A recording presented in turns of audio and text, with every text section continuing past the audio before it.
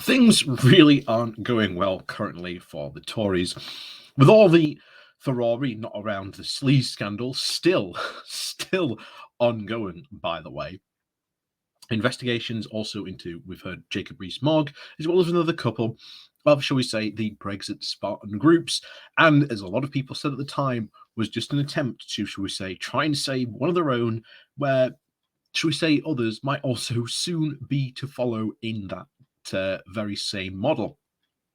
But of course, that's not the only thing that's going on. We've also still had the continuing fallout of the absolutely disastrous and still disastrous response to the coronavirus, not only just the Delta variant, but the new Omicron variant as well. And then through all this into the mix as well, you then have the party that apparently never happened that are now all being investigated by the police, as we've just heard today, this morning. And of course, this has very much hurt, I think, the Johnson brand quite big. And I think the question should be asked, is this enough to finally burst Johnson's bubble?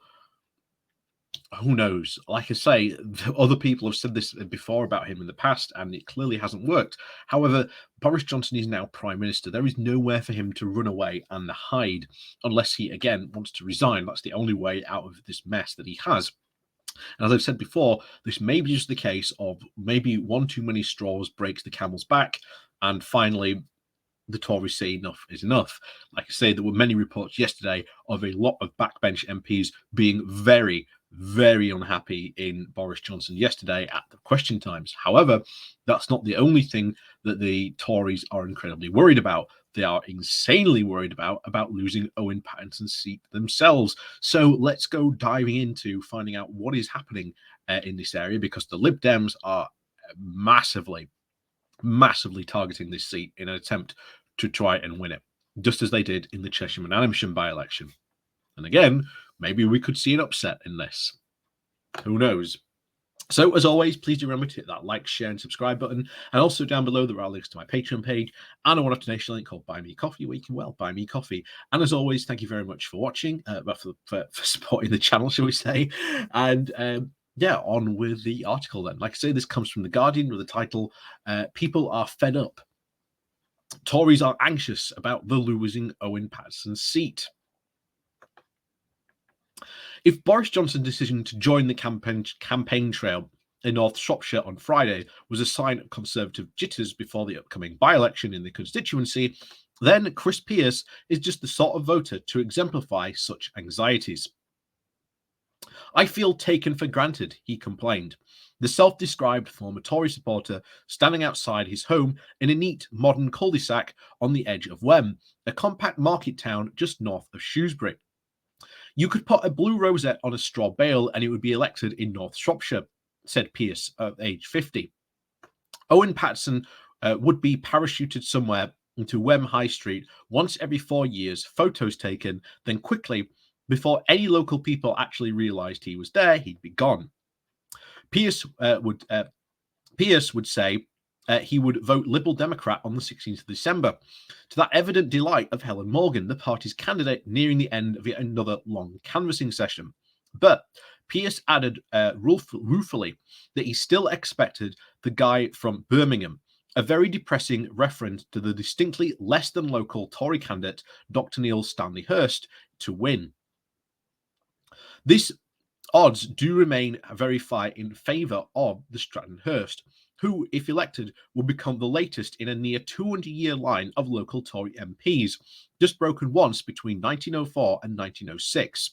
But something unusual is happening in North Shropshire, and not just because the by-election was prompted by Paterson resigning in the wake of Johnson's disastrous attempt to try and save him from following a serious breach of the lobbying rules. One very serious anomaly is that the Conservatives, even in the midterm slump, are concerned about holding a strongly rural pro-Brexit seat, one that returned Paterson with a majority of almost 23,000 at the 2019 general election. Another is the way the Lib Dems have become the main challenger, in no small part by loudly, repeatedly, and telling people that this is the case, arguing that strong local election results in May matter more than the 2019's distant third place behind Labour. Labour's young and energetic candidate Ben Wood vehemently disputes this narrative and tries to talk up the positive canvassing data. However, Central Party officials do concede that they are devoting very few resources to the actual fight, and so far, no senior shadow ministers have shown up here. Similarly, back when the Greens hold 18 of 12 of the 18 councillor seats in Oswey, the constituency's biggest town, the party privately concedes it does not expect to do exceptionally well. The Lib Dems' hope of the anti-conservative sentiment coalescing around Morgan and the accountant of the local parish councillor are, of course, of very significant boosts to the party's astonishing win back in the July Chesham and Amersham by-election, overturning a 16,000 Conservative majority as Labour and the Green votes collapsed.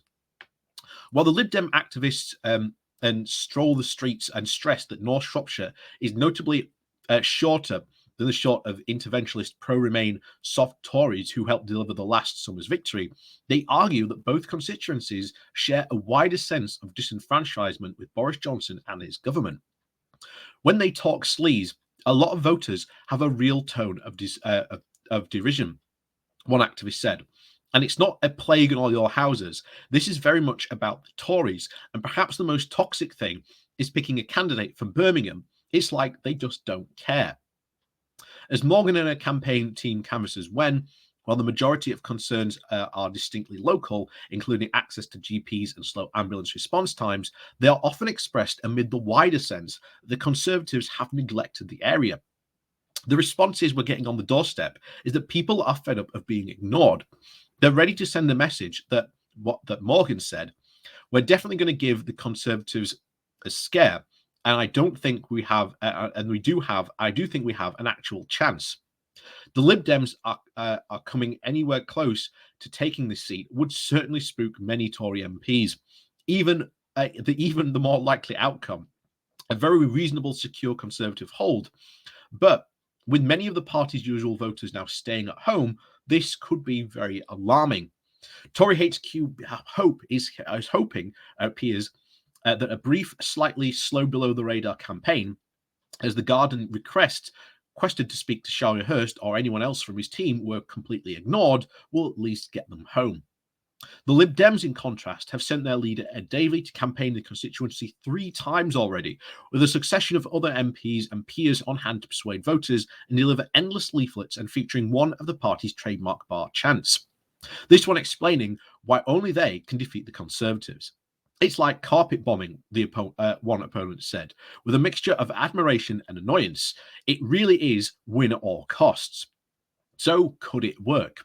After Chesham and Amersham, no one would rule it out. But even Lib Dems privately agree it is a very tough ask. Winning Chesham and Amersham was like climbing a mountain, one senior party official said. But taking North Shropshire, it would be an Everest of a by-election victories.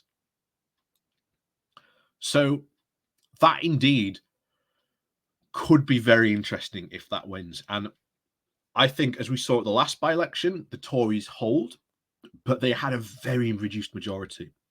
And if this happens again, that maybe they just win, but with a massively reduced majority, well,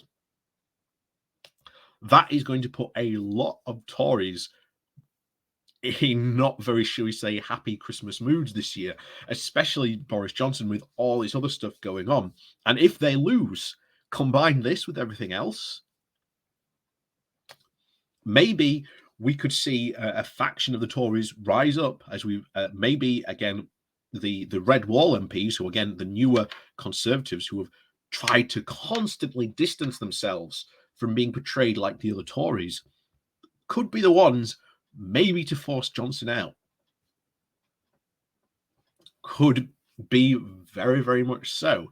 But as always, with these by-elections, we're going to have to sit and wait and see what happens with the results. But could the Lib Dems do it?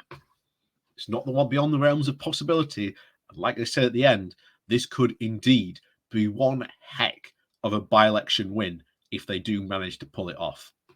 So, as always, Thank you very much for watching. Please remember to hit that like, share, and subscribe button. And of course, down below there are links to my Patreon page and a one-off donation link called Buy Me Coffee, where you can, well, buy me coffee. And as always, thank you very much for watching, and we'll see you all next time.